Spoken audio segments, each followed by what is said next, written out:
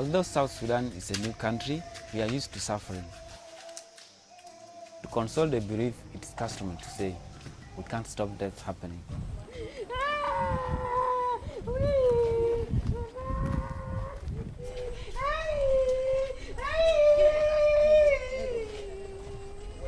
But people here are dying when it's not their time. The lady who was crying lost a daughter in the ward. 2 days ago, she brought in the girl. The girl was 10 years old by the name of Evelyn Achayo. She was brought in the ward with a history of severe headache, inability to eat for the last 1 week. We could have probably done blood transfusion if we had the services, but we lost her due to heart failure. I got into medicine, I was influenced at early stage. All my uncles, including my mom, were medical personnel, so I got molded at that early stage. When I went into refugee camp in Uganda, in Kirandongo, the suffering of my people influenced me to join the medical profession. There are several locations in this South Sudan that do not have access to medical facilities. Some people have to walk a distance of 40 kilometers, others 50 kilometers in search of healthcare services. We don't have qualified personnel in almost all these facilities. I want to make straight. You just reverse up to that bar, then you count from here. Count down. Down. The roads are impassable, and even when patients get to a health facility, we don't have skilled manpower. The services they get are completely inappropriate.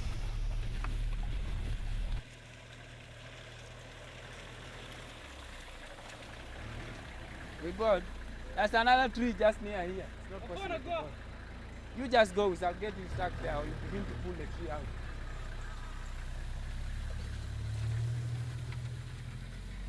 Up a bit, we go.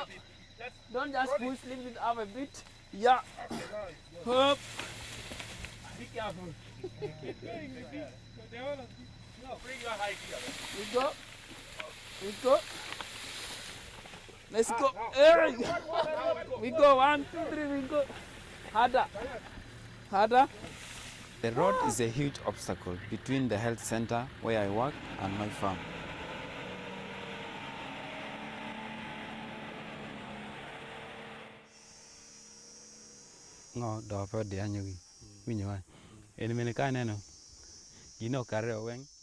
The high cases of malnutrition that I see during my medical practices prompted me to open my farm.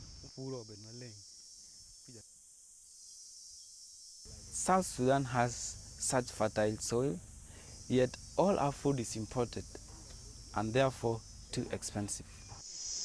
I took this journey as a farmer, expecting things will improve. But since then, we have failed to sell our crops. The continuity is somehow affected. It needs finance to pay for the people working in the farm. It needs finance to buy the seeds from across the country. We don't have seeds in the local market here. These vegetable seeds, all these other seeds we plant here are imported from Uganda. So the yield, the output is not utilized, it's not bringing any income. So the continuity of the farming activity seems to be losing the direction.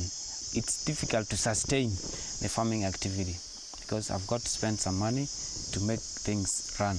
But here I have to keep spending my small savings to continue the farm running. I also have other demands that I have got to do, so I'm feeling that there's tendency towards failure.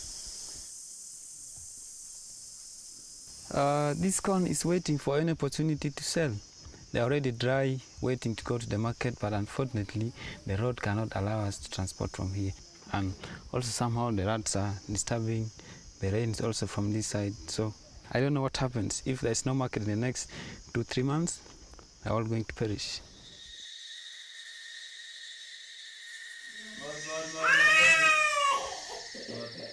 Many times when I'm at home, I've always been called at night, dawn, anytime, just to come and give some help to the community.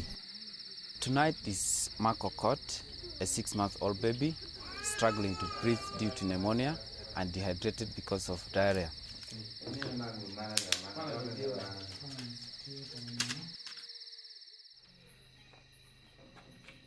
After the treatment, we are confident that Okot will recover.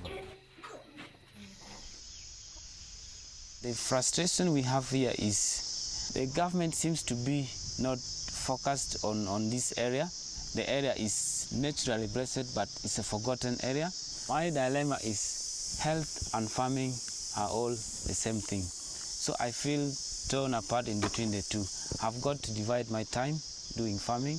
I've got to divide my time treating patients who are suffering from nutritional related. So I feel it's my duty to continue doing both, to serve the people because they need both.